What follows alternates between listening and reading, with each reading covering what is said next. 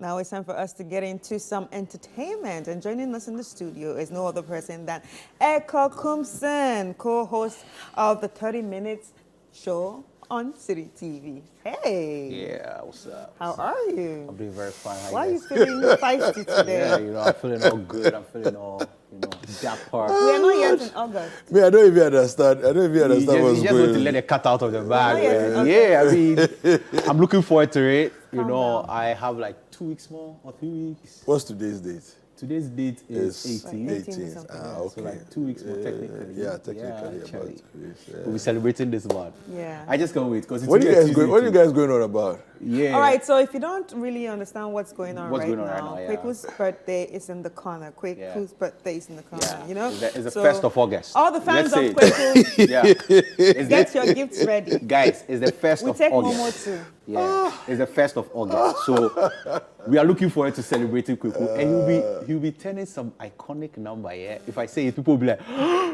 I'm not going to say it. Exactly. But he's not yet 70. Charlie. Now let's put that. He's not yet 70. But Charlie, we'll be celebrating. Let's be celebrating now. All right. Don't forget it to be back. He has come, pa. Kenya did some good to him. Have some I know. confidence. All right, let's move on. Let's move on. All right. But So, what's up? man, a lot is happening in the entertainment space, and just recently, or the most recent one, is with our friend and brother lawyer in T. And for me, when I heard that, it struck deep because of like the whole conversation that has been happening with the comedians when we talk about them. So he said for 3 years in a row he had to battle with depression.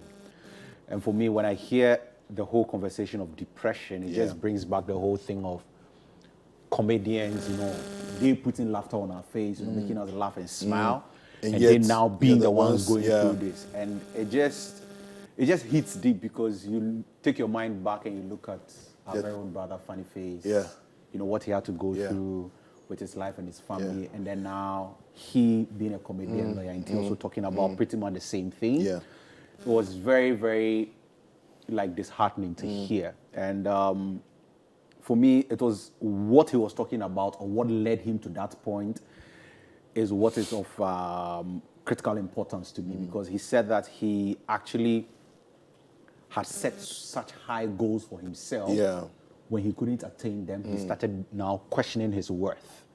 And when you begin to think so much about your goals and about the things that you really want to achieve and you've not achieved them at a certain point in time, then you begin to like undermine your self-worth, your capabilities, everything about you, and overthinking will like lead you into that spot. So for me, I'm here today to let everyone know that, as a creative or anybody in the entertainment space, I was having an argument this morning with one of our editors, Farouk. Like, just be measured, just be measured in like your expectations, especially when you're in the entertainment space, because it's not like a hit and like boom, they are a big star. You can be a big star tomorrow you'll be a nobody. Right. So yeah, I really like this is what like I have to say about it because it was just sad hearing something like this and being somebody who is in the entertainment space. It can get really brutal. I once heard something, plan as though you have, 50 years to live, 100 years to live. Plan as though you have 100 years. But live as though it's only tomorrow that's left. You see, I think it's about balance. It's always about balance, because I think some people go over onto one extreme and say, plan as though you have 50 years to live, and then you are living as though the end will never come. And all of that. And tomorrow, if you click your finger, you're going to get this, you're going to get that, and people have expectations. I remember a few years ago, somebody said, oh, this car you're driving, by now you should have a BM. I'm like, really? Who's giving, whose pressure is this? That's true. And social media has also made things like extremely worse. It's catalyzed that sort of pressure. Apart from the fact that social media makes things a bit extreme, a bit worse, I think it's also up to the individuals to cut out things that trigger them, to cut out things that will bug them. If I'm on social media and I know that following this certain person keeps putting pressure on me, I will unfollow. It's as simple as that. And then secondly, I also think, apart from the expectations that we put on ourselves, everybody watching, everyone, you, I, we need to be kind. you need to be kind to the next person because you don't know what that person is going Yeah. through. You need to watch what you say true. because you don't know what that That's person is very going true. through. Like the expectations you said, someone said you should be, driving a certain car. If anything happens to you now, that person contributed to it. And some people see other people and say, oh, you, as a lady, you are supposed to marry by now. Yeah. Oh, you're getting old, you're aging. Getting so the old. age shaming, that you need to be kind. Yeah, I mean, we need to stop all of this because it doesn't add to any of this. And he actually said that he had to go see a spiritualist, a ritualist, because he thought somebody was like after him, like his life was being, like somebody was, altering his life, something in the spiritual realms and all those things. So let's be measured, especially also us as fans who love these people. Let's be measured in our expectations of them. Like, when we see them going through something like this, let's be kind. Yeah. And also looking back at what happened to me some time ago, I understand some of these things. So, Charlie, you have to be very, very kind to some of these people. I think everybody's going through a lot. Yeah, everybody's experiencing something. Everybody's experiencing something. So we all just need to be kind. But I'm excited that he has come out to even talk about it because people do not really like talking about these things. So, very important. Lawyer Inti, Charlie, thanks so much for talking about this. And he has something coming up, Prophet Bado. So, Charlie, let's all make it a point to support him, and push him and edge him on so he'll be able to come back stronger. We used to enjoy him so much, like the lawyer who doesn't even know how to speak good English. We love him. We still love him, Charlie. We love him. Yeah, thank you very much for talking about it. I mean, moving on to Voice Factory. I mean, I'll be back here later in the week to give you an extensive talk about it, but I want to limit it today to our star performance of the night, Reguelo. This weekend we had the Afro Pop and Hip Life.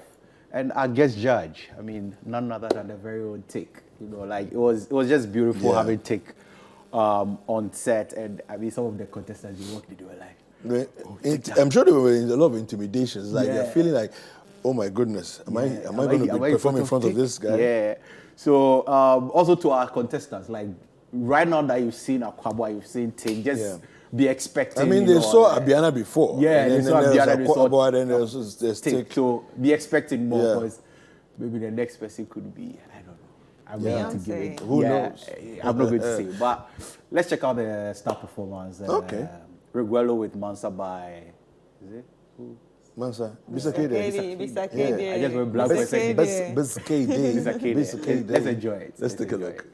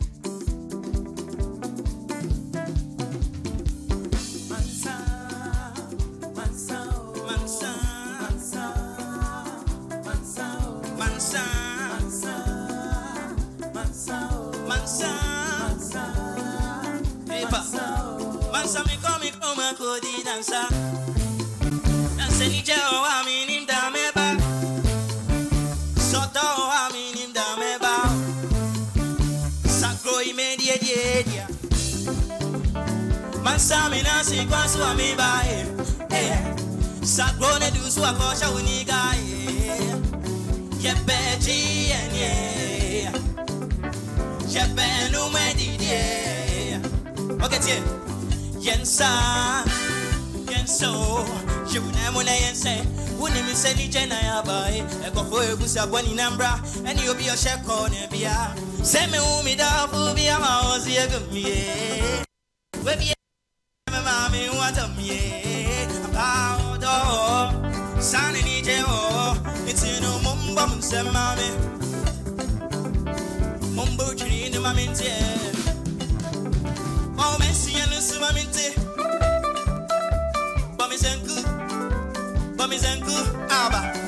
So you made the idea. And some in us, you got to be by. Sat gonna do so, I got your nigga. Get Benji, yeah.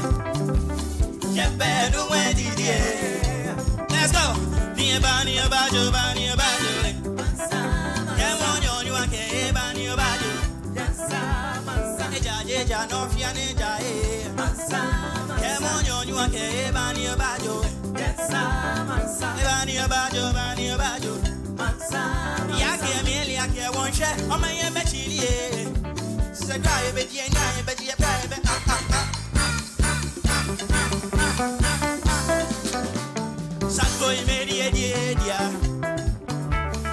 Let's go.